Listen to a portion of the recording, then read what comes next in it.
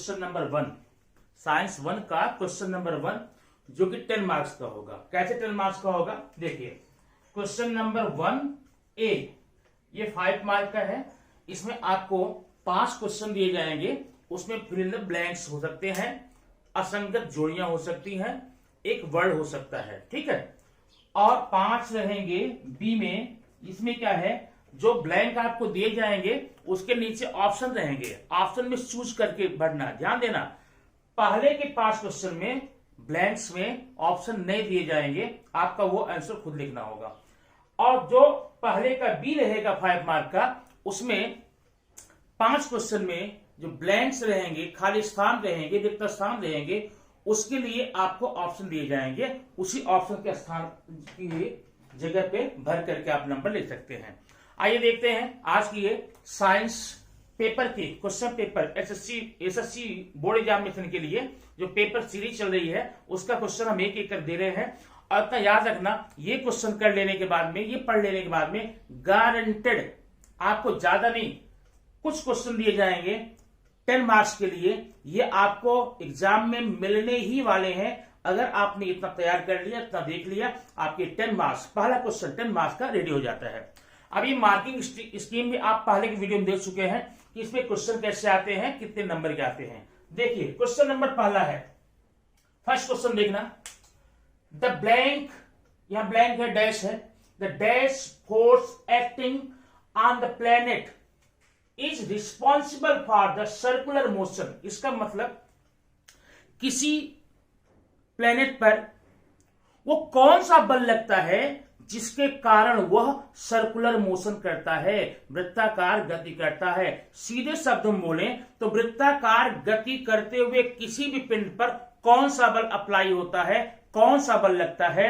आपको यहां पर क्या भरना है, उस बल का नाम। क्या नाम है? Centripetal force. Centripetal force, Hindi में केंद्राभिमुख बल या केंद्रीय बल, माने वृत्ताकार गति करते हुए किसी भी पिंड पर एक बल लगता है जिसे हम अभिकेंद्रीय बल कहते हैं या केंद्राभिमुख बल कहते हैं, सेंट्रीपेटल फोर्स कहते हैं। आप यहां पर सेंट्रीपेटल फोर्स या अभिकेंद्रीय बल भर के एक नंबर ले सकते हैं। और ध्यान रखना, इसके नंबर कभी भी हाफ नहीं होते, मिलेंगे तो फुल, नहीं तो फिर 0। क्वेश्चन नंबर 2 देखिए। क्वेश्चन क्या है? Horizontal rows in the modern periodic table are called. आधुनिक आवर्त सारणी में जो 36 कॉलम होते हैं, पैरेलल कॉलम होते हैं, उनको क्या कहते हैं? उनको बोलते हैं आवर्त या पीरियड्स। ये क्वेश्चन है। Horizontal rows in the modern periodic table are called periods. आधुनिक आवर्त सारणी में 36 पंक्तियों को आवर्त कहा जाता है। आप यहां पर आवर्त भर लें या पीरियड भर लें। क्वेश्चन नंबर 3 देखिए। The process of oxidation reaction in food is called. भोजन पदार्थों में ऑक्सीडेशन की क्रिया होती है जिससे भोजन क्या हो जाते हैं? खराब हो जाते हैं, खाने के अयोग्य हो जाते हैं, बदबूदार हो जाते हैं। उस प्रक्रिया को क्या बोलते हैं? उस प्रक्रिया को बोलते हैं रेंसिडिटी या फिर बोलते हैं बदबू। ठीक है, क्या बोलेंगे? बदबू बोलेंगे, माने भोज्य पदार्थों के ऑक्सीकरण होने की क्रिया को बदबू कहते हैं। ठीक है ना? The oxidation reaction in the food is called rancidity. Question number 4। A blank wire is used in the electric bulb. Electric bulb में, विद्युत बल्ब में कौन से तार का उपयोग करते हो? कौन सा तार है? टंगस्टन। टंगस्टन, यहां पर आपको क्या लिखना है? A tungsten wire is used in the electric bulb. विद्युत बल्ब में टंगस्टन के तार का उपयोग करते हैं। Question number 5। The moisture in atmosphere is called. हमारे एटमॉस्फेयर में जो मॉइस्चर होता है, नमी होती है, उसको क्या बोलते हैं? उसको बोलते हैं ह्यूमिडिटी। ह्यूमिडिटी या आर्द्रता।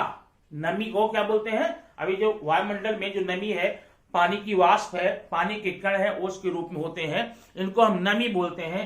नमी को हम वैज्ञानिक शब्द कौन सा? आर्द्रता।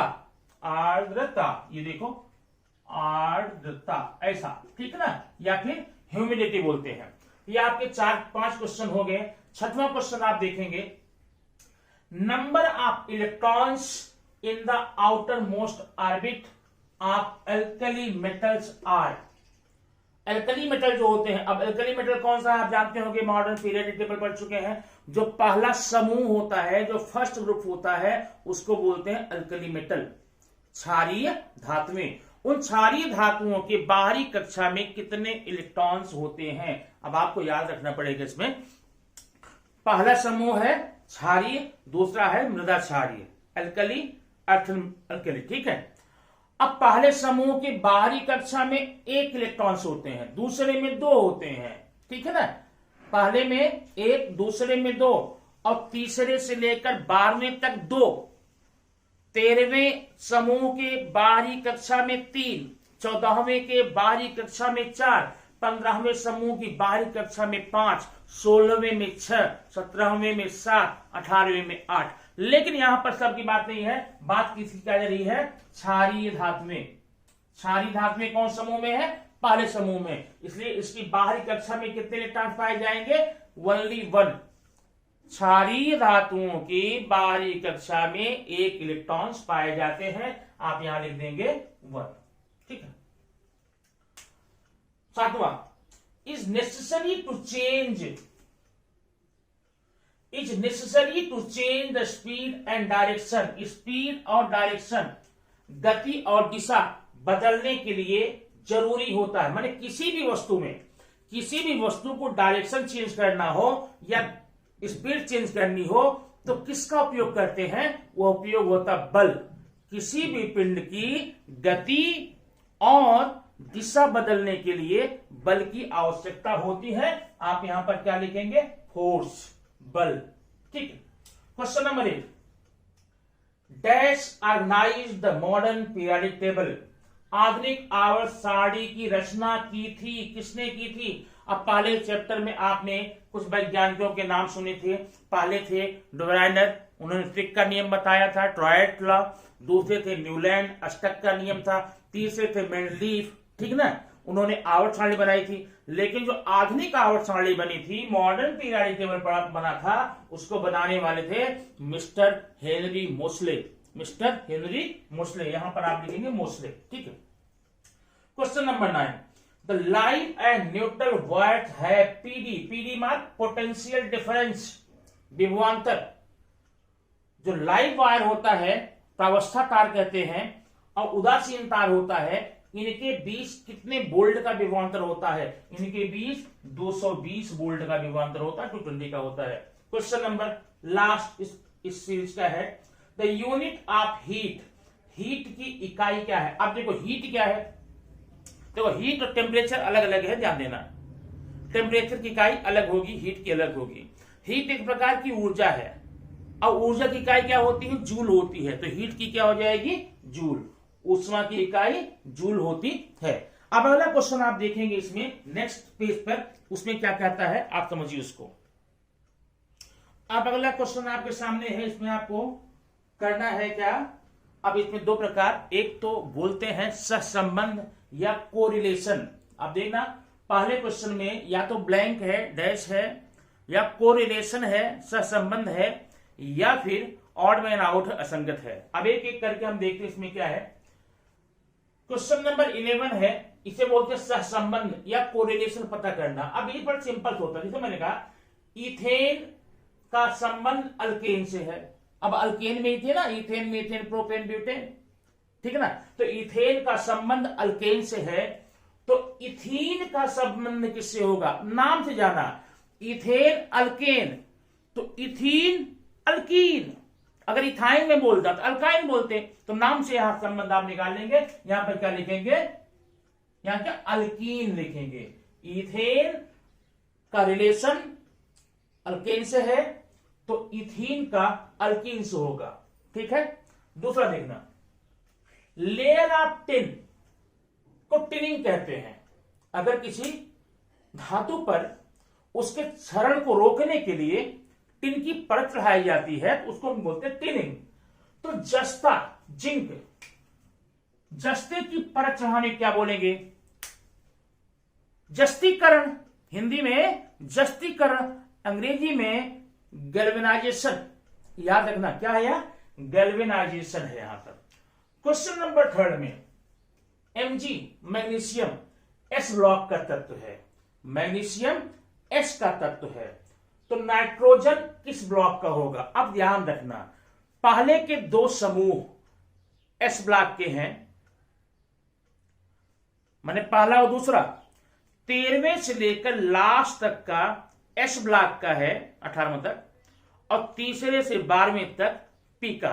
सॉरी, पहला दो यश का है, 13वें से लेकर लास्ट तक P का है S P, और बीच में कहां से बीच आता है, 3rd से लेकर के 12 तक वह किसका है, S हो गया, D का होता है। तो नाइट्रोजन किसमें आता है, आप ध्यान रखिए किस समूह में आता है, इसे पता लगाइए। नाइट्रोजन आता है किसमें, इसके बाहरी कक्षा में कितने टर्म होंगे, 5 होंगे, तो ये हो जाएगा 15वें में, 15वां किसमें जाएगा, P में, तो ये हो जाएगा P ब्लॉक का। ठीक है। क्वेश्चन नंबर 14 है, टार्च का संबंध कॉन्केव लेंस से है। हमारी टार्च होती है ना, उसमें अवतल लगता है, क्या लगता है, अवतल दर्पण। ठीक है, तो सिंपल माइक्रोस्कोप में क्या लगेगा, साधारण सूक्ष्मदर्शी में क्या लगेगा, कॉन्वेक्स लगता है।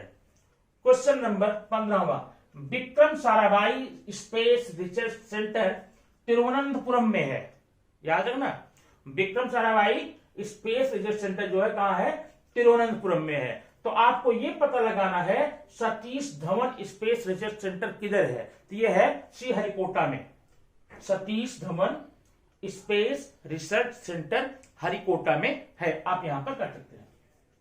16, अब जरा ध्यान देना, अब ये क्वेश्चन में आपको ना थोड़ा सा कंफ्यूजन हो सकता है, लेकिन घबराइए मत, बता रहा हूं क्या है। CaCO2 plus heat equal to CaO plus CO2, मतलब एक कैल्शियम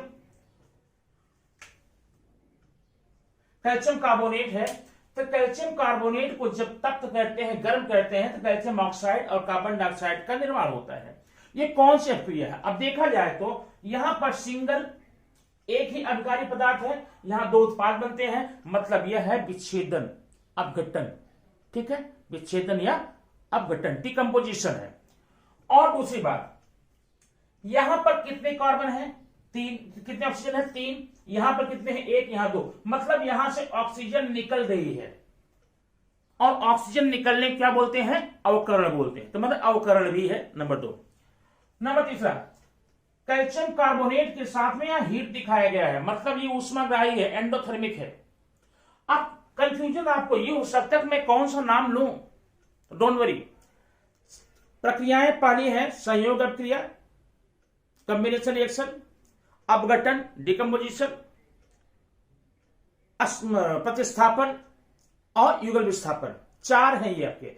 अगर कुछ नहीं है तो उन चारों में से एक बताना, तो इसमें हम नाम क्या देंगे, विच्छेदन देंगे। लेकिन कंफ्यूजन की जरूरत नहीं है, अगर आपको सिर्फ नाम पूछता है, चारों का नाम देना। 4 अभिक्रियाएं हैं, कौन कौन, संयोग है, विच्छेदन है, विस्थापन है, युगल विस्थापन है।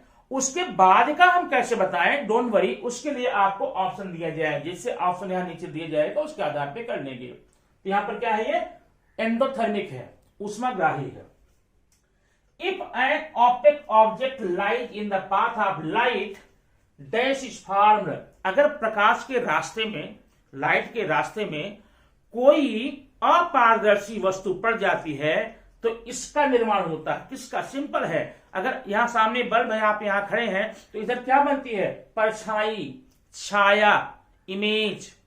तो किसी भी प्रकाश के रास्ते में अगर कोई अपारदर्शी वस्तु पड़ेगी, तो किसका निर्माण होगा, छाया का। आपको पता है अगर पारदर्शी वस्तु होगी तो छाया का निर्माण नहीं होगा, क्योंकि वहां पर प्रकाश किरणें आर पार निकल जाती हैं।